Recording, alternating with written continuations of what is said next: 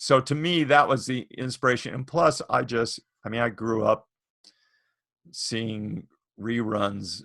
What would be Saturday morning were actually reruns of black and white serials of, decades earlier. So there was Sky King, a guy who had an airplane, and that was his big deal. And he was a rancher with an airplane, which you think, how many stories revolved around an airplane when it's like saying he's got a car. But we also had the old serials like I want to say Commander Cody. He's the guy like the Rocketeer is kind of based on. He's got a leather flight jacket.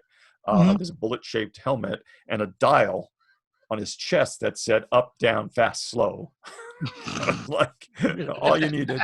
And then as well as, Davy Crockett, Daniel Boone, Swamp Fox, Scarecrow of Romney Marsh, those Disney heroes that were brought out. So all of that influence, along with all those Warner Brothers cartoons. Disney held onto their cartoons very closely instead of just putting them out on TV, where Warner Brothers cut a deal to say, yeah, sure, that's a bunch of money that's coming to us. Yeah.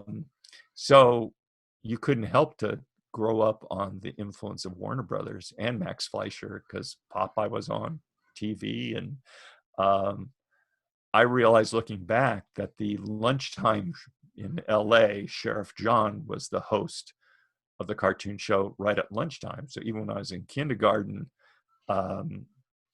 he was showing Farmer Alfalfa, and I realized that some of these cartoons were silent cartoons that had soundtracks put onto them.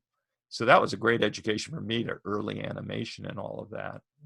And then all the cartoons. And again, it's not like I was old enough to see these things when they were first put on the air, but they still rerunning things. So there was an Abbott and Costello show. Buster Keaton had a show. Yeah. They would show the old Laurel and Hardy's films. So I had a lot of that slapstick humor and that kind of humor, just part of my makeup. And in fact, I remember my partners on several shows were Bob Schooley and Mark McCorkle, who created Kim Possible. I remember Bob, this is when I stopped working with him, I guess. In fact, I'm not even sure I was at Disney at the time, but Bob said, we're now working with writers who grew up in a world where The Simpsons were always on television, as opposed to being this whole different kind of show that comes in and upsets the idea of comedy and what you can say and what's appropriate and not. Yeah, people don't realize just all that stuff that you soak up is entirely different, and it can't help.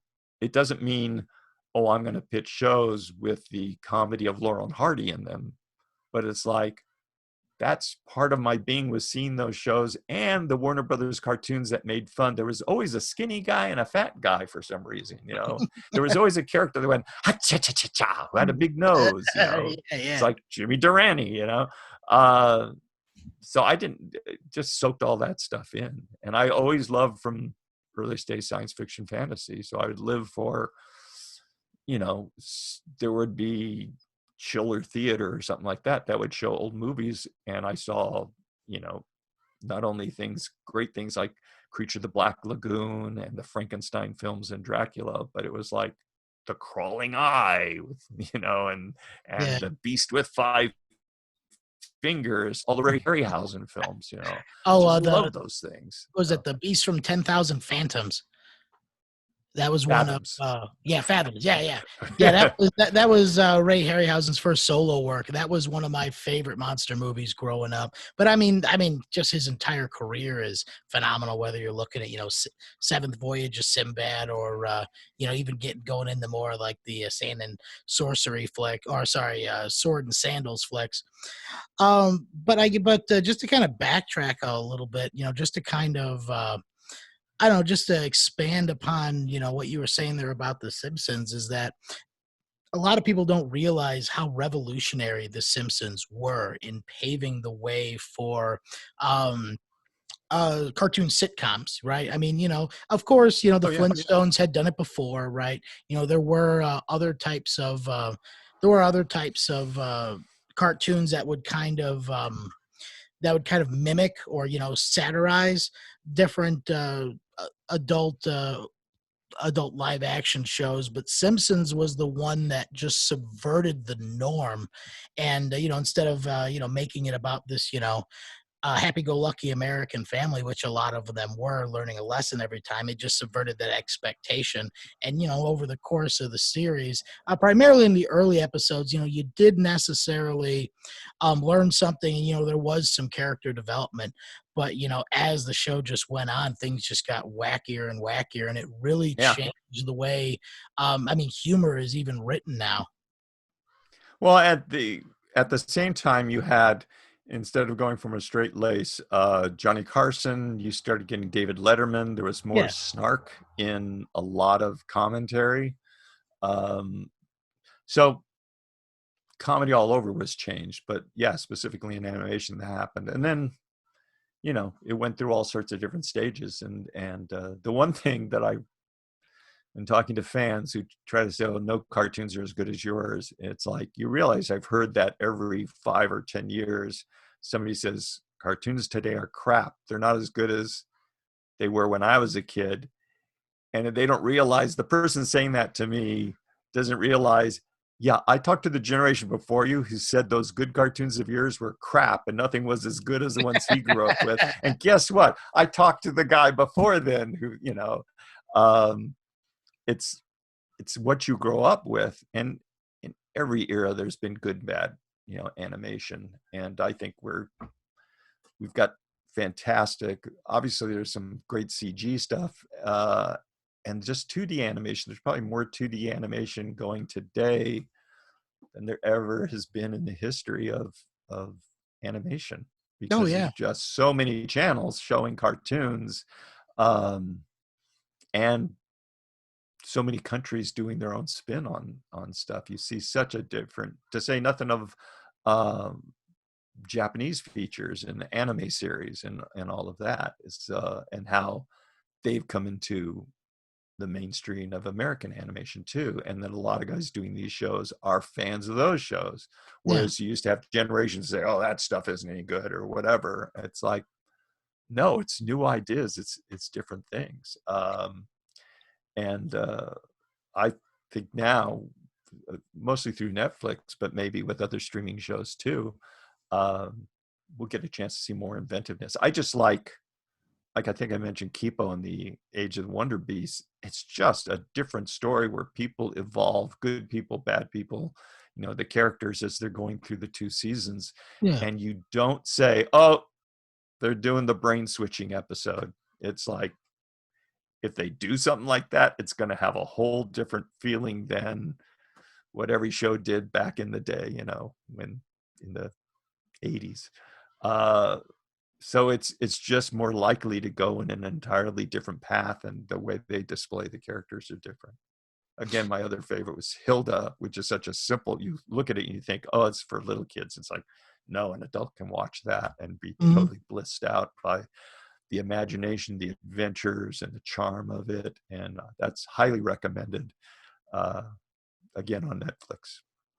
So let me ask you, do you think that shift really came from kind of, switching over towards the writers' rooms, just being able to have cartoons that are enjoyable both for adults and for kids? Because, I mean, Simpsons anime, the one thing that they did was mainstream, adult animation. I mean, you never No, really had adult no, come on. animation as a kid. Think of the origins of animation. What was I watching growing up? It was Bugs Bunny. Bugs Bunny, Daffy Yeah, Duck were never written for kids. yeah, They that's were true. written for the adults going to the movies. They're very smart, very wild, and hilarious, of course. Um, and Well, and then they take the best punches. Disney The thing. classics were it. The best Disney classics are for family audiences, Right. meaning mom and dad can watch the thing and be thrilled with it too, as well as the kids. Um, so to me, there wasn't a switch. There was more a big chunk of animation that moved away from it, that in America suddenly got the feeling of, oh, that's for kids. And I'm not sure why that happened, especially when Joe Hanna and Bill uh, Hanna-Barbera invented the way to do animation economically on American television. Yeah. And their first show was Rough and Ready, but I think or Huckleberry Hound came after. Whatever. Flintstones was a primetime show with primetime writers, and it was like basically a sitcom. It Yeah. was animated. Now, where it shifted to, I mean, that specific show shifted down, but where it became early prime time to suddenly Saturday morning only, I don't know exactly what led to that. Obviously, a lot of it somewhere in time, and probably through network influence because of letters they're getting, is people wanted babysitters instead of entertainment. It's like, I can put my kid on that. I don't have to worry about that. They'll just watch it for hours. Yeah. It doesn't say much for parenting. But I don't know why the shift happened in that way. Again, the comedy shift we were talking about is people were just absorbing different stuff, so it's going to have an influence on comedy. And I think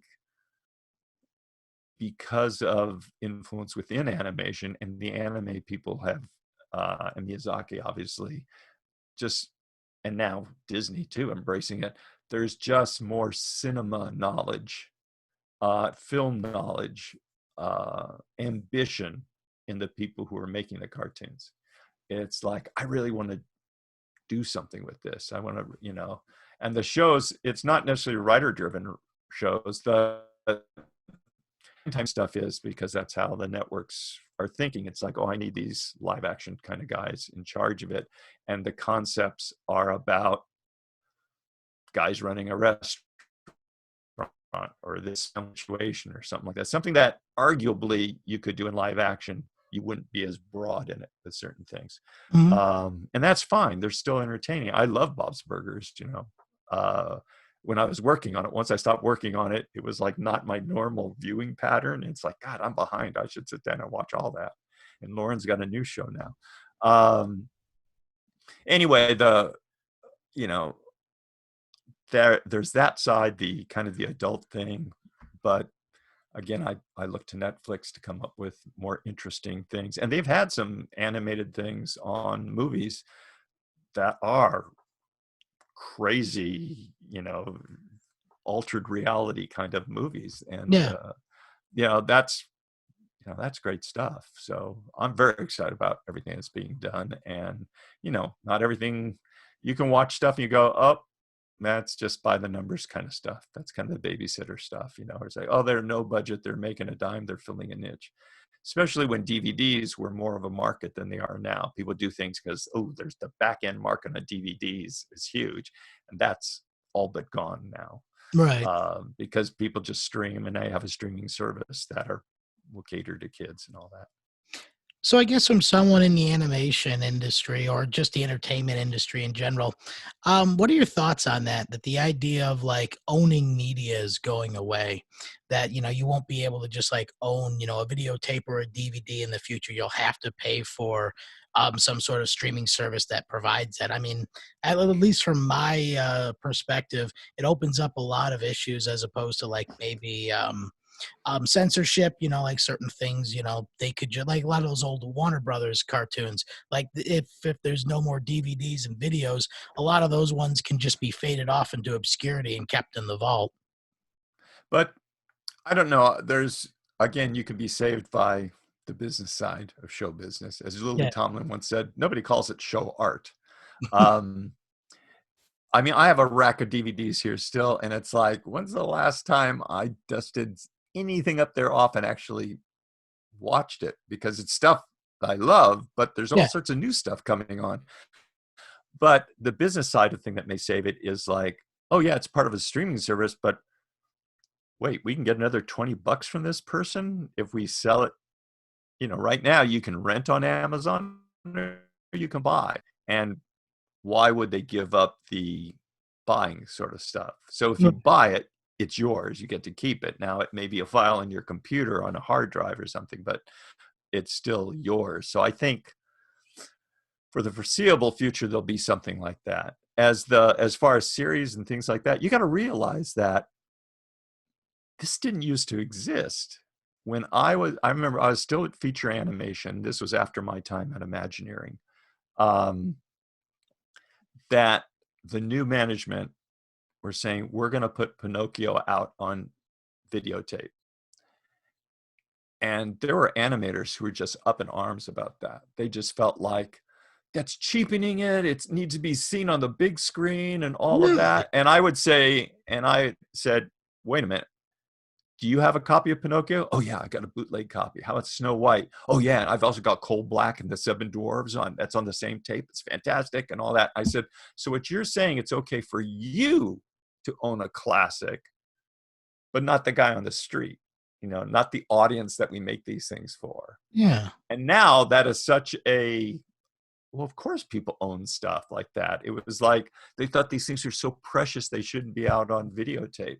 So before that, you have to realize decades and decades of TV shows where if you miss Star Trek, guess what? You got to keep watching, waiting for it on reruns, or Yeah. you just talk to your friends. Oh yeah, it was really cool, and Spock came up and pinched the guy on the neck, and it went on. It's we didn't have any way of recording. If you liked movies like Ray Harryhausen films, you could get 16 millimeter or Super 8 film that were like this big and had like 5 minutes of scenes on it that you could hook up in your home projector and all that, and that was it. Yeah. So when you say, what about this not being able to own stuff? That, well, half the history of the medium didn't allow you to own stuff. So and there was something cool about that too, because if you liked the original Roots, 33 million people watched the same TV show every night and then talked about it in the office the next day. Yeah. That was culturally huge. The fact that there were only 3 networks, and if something was super popular, a bunch of people watched it. And I was shocked that in Russia that happened to my shows. When the Iron Curtain fell, the first cartoon series they had ever seen were DuckTales, Rescue Rangers, Darkwing, and Teenage Mutant Ninja Turtles. Randomly, Wow. they didn't have Russian cartoons. They had some animated stories. Usually they were based on fairy tales. I was told this when I was there. Great writing, but minimal animation. They had some classic Russian animators, in theaters back in the day, but for TV, they had nothing like that. And suddenly these colorful shows came, and just secondary to the adventures of the show, they saw a world that they did not live in, of cars on the street and just the life in Duckburg. In Yeah. fact, they told me, said, Tad, to us, Darkwing Duck was not a parody. We had never seen superheroes. So imagine we're doing a parody of superheroes and we're having fun with it. To them, they had these 2 levels of, oh, there's funny things that happen, but oh my God, the idea that aliens can take over your brain? That's amazing. There's that sort of thing was happening at the same time. Every kid in that generation watched those shows. And when I had people standing in line to get my autograph or have a picture taken me or just talk to me, up to 4 hours. Batgirl told me it was 5 hours, but I'm saying there's no way it was 5 hours, even if you missed lunch.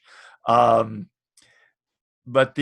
we had a couple of cops come up to, and instead of my normal little con table, there was like 5, and I had 3 people working them down there, selling stuff, because I was brought there by a comics publisher, Bubble Comics.